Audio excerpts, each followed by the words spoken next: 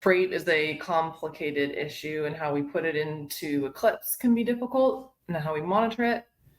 And I think, though, that the main message I wanted to give is, on the whole, what I'm hearing from when I run reports and Dana's run reports and Eileen and Lisa and everybody, that actually we have made significant strides in what we are recovering.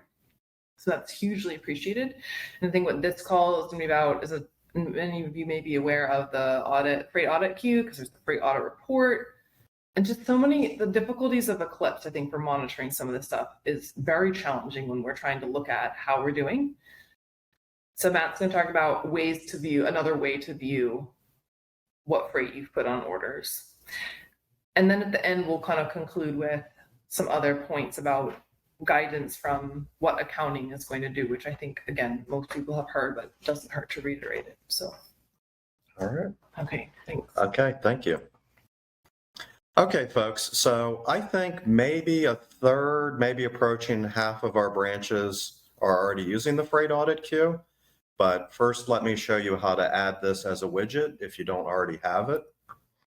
So on a blank spot of my Solar desktop, right-click, add widgets, and the freight audit queue is maybe 10 or 12 down. Click on that. And then you're going to want to put your branch. I'm going to pretend like I work in Downingtown for this presentation. You're going to put your branch as the pricing branch, all for the ship branch. Now, I'll explain this more in a few minutes, but I always recommend running this with a date range of about a week.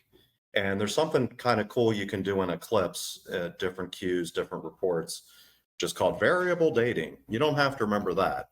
But for this one-time setup here, if I do the start date like such, MO/-7/year, that tells Eclipse, whenever I run this, look at today's date and subtract 7 days. And it's actually smart enough that if this was, say, July 1st, it will go back into June. So this tells it, whatever today's date is, go back 7 days as the start date. And then for the end date, MO/DA/YR, you could probably guess that tells Eclipse, whenever I run this, make the end date today's date, whatever that may be. I wouldn't change anything else. In other words, I would just take the defaults down here. So really your branch as the pricing branch, all as the ship branch, and then the dates as I've entered them here. If you don't remember that, you can reach out to me, or just when you run the queue, just manually run it for about a week. So I already have this set up. So I'm going to go ahead and open it.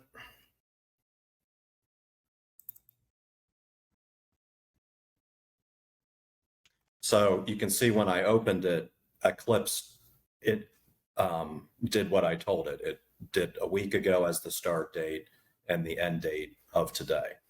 So what this is showing you is very specific. This is showing you sales orders where we've paid freight. If you follow me, we've paid freight on a payable, on an invoice that's attached to a purchase order, and that purchase order is tagged to the sales order. So this is the little graphic I attempted.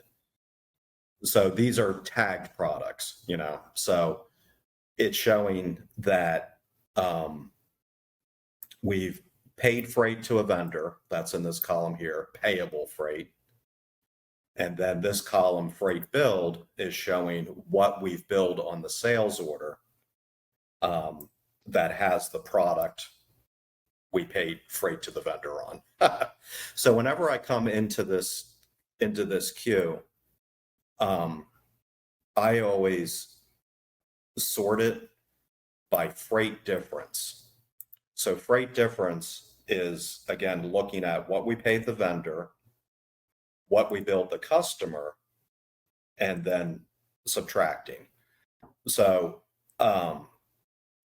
as I scroll down, you can see there are plenty where we paid the vendor something and then we charge the customer the exact same amount. So freight difference is 0. That's okay.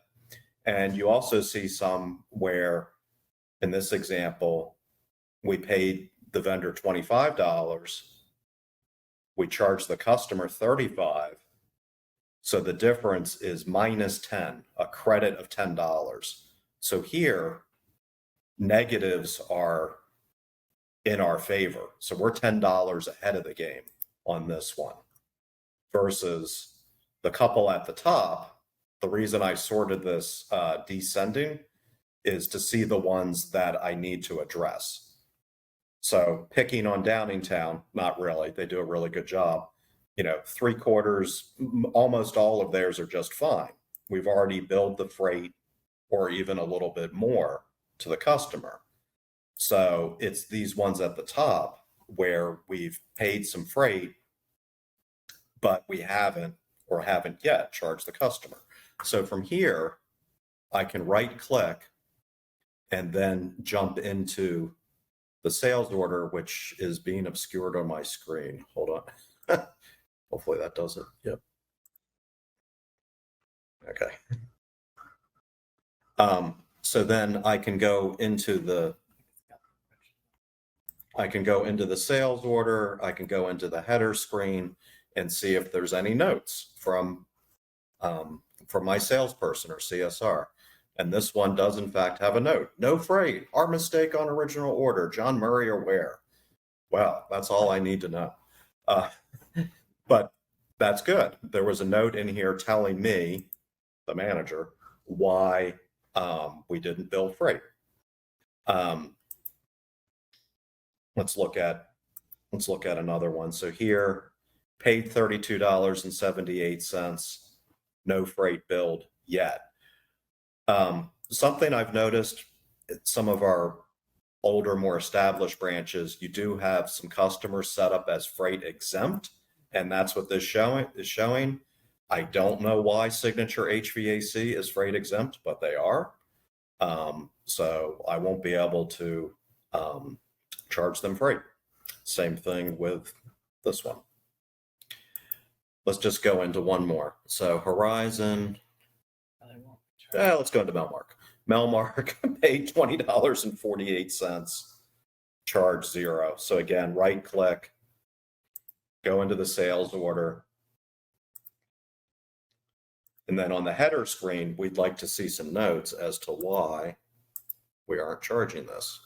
Okay. Oh. Freight charged on first generation. Jim Burke. Good enough for me. But as you can see, if I did want to charge freight, then I could hop to the total screen and easily add the freight charges. Okay, I see a hand up. One moment. This work gets a little tricky. I can go ahead, Matt. It's my hand. I just had one. John. John Murray. One thing to add to that. It's not just, the note isn't just so that the manager sees it or the auditor.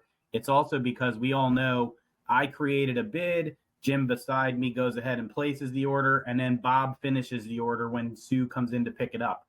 And so there's opportunities for each of us to make sure that we've added freight. And so to be aware of that note allows us to not accidentally put freight on there either. Excellent. Thank you, sir. By the way, I didn't say it earlier, but a lot of times in Eclipse, things start with a report and then they come out with a queue. And this is why there is also a freight audit report that is very similar. The queue has more functionality. To me, it's just a lot better because you can jump in here, you can do the sorting like I showed you to draw your attention to the orders you need to investigate. A couple other quick things you can do in here, and it's up to you. You can use these filters. For example, if it's easier for you to kind of think about directs separately from other orders with tag product, you could run this for directs only. So I would go directs only, exclude tagged, update, or the opposite. I just want to look at orders that are tagged and are not direct. So you can play around with those options. I don't know that I'd really change any of these others. I mean, you can say, no, I don't want to see the ones that are $0 difference. I mean, that's cool. I don't know that it really adds anything valuable here. Just makes your list a little bit shorter. And then one more thing you can do, if there's a lot of freight at your branch, you can, let me expand this to the full screen. You can mark items as reviewed. There's a column over here for reviewed. You would just click in there. And then you can, when you run this, you can say include review items, no. So those are some options to play with. Also, like most any screen in Eclipse, there are different views if you click on the magnifying glass. I think the default view is pretty decent, but inevitably I created a matte view and gave it to all the managers. If you check out the matte view, it does include information like the customer name and the order writer. If you want someone else at your branch to have the matte view, I have to assign it. Takes me about 20 seconds. Just let me know. Didn't the default view have that? No, the default view is decent. It just doesn't include like the customer name or the writer. But, from here, you can certainly right click and go into the order. So those are kind of some of the options. We went over drilling into sales orders. Oh, I didn't mention it. You can also, sorry, it's going off screen. One moment, please. Nope. Boy, that's weird about Ring Central. I'm going to open the queue again. I'm trying to do this all on my little laptop. Normally I have a big monitor plugged in. Hold on a sec, guys. Oh, when you right click on one of the rows, I showed you a couple times we jumped into sales orders. You can also jump into the purchase order or the payable if you wanted to. And why might I want to do that? I'm not sure. Well, I mean, yeah, you could see that. I mean, Eclipse is just pulling that amount over from the payable. So actually, I can't think of a compelling reason why you'd want to go in, but it's there. So I'm going to wrap up with a couple notes and then open it up for discussion. You want to, or we can go back and forth? Sure. This is what I mentioned at the outset of the call, and I think everyone has these notes, but a quick review. We agreed with account Lisa's team that they're trying to help us recover freight. And so they will add freight if there is not a note. And this is pre-batch. The only way they're going to do that is if it's without telling us, our team, is if it's before batching. They ask that if there's a note, they will not, and with a reason. So like we saw some examples where it said it was our mistake, or we put it on the first gen, or a customer is freight exempt, those kinds of things, a short note. And then there is, though, a catch for the manager when you're reviewing, particularly through the detailed invoice preview queue, that you could take it off. We got some pushback saying like that isn't fair, and ideally, I would like to move to a place where we don't have to have people coming in behind and adding it, but we're on a journey of adding the freight and making sure we capture what we need to. So you can take it off. Like if you feel like it was billed in error or it shouldn't have been on there and they were not aware of a situation, that's your opportunity. But again, a note, please. And then if there's a situation where it's after batching that we missed significant freight. Lisa said usually if it's like $15, $25, they're not going to worry about it. But there have been some instances of a couple $100 of freight that they will send a job queue. They're not going to go out and add it after invoicing to check the situation with you.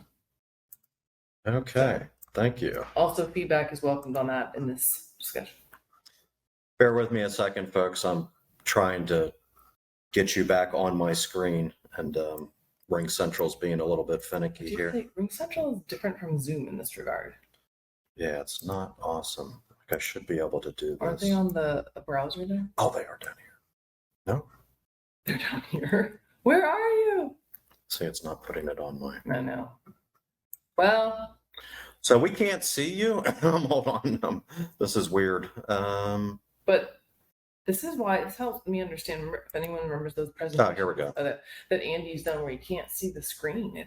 It's weird. Anyway, questions, comments? I usually am able to go back to that if I click stop share. Then it does. Yeah. That's what you did. It's weird though.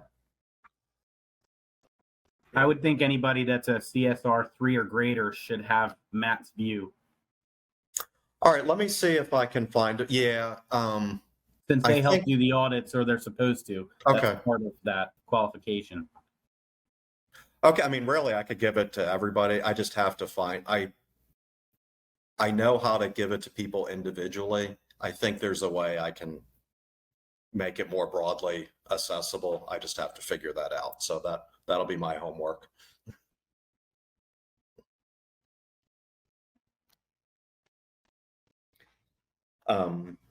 Let's see. So let me make sure everybody prevent.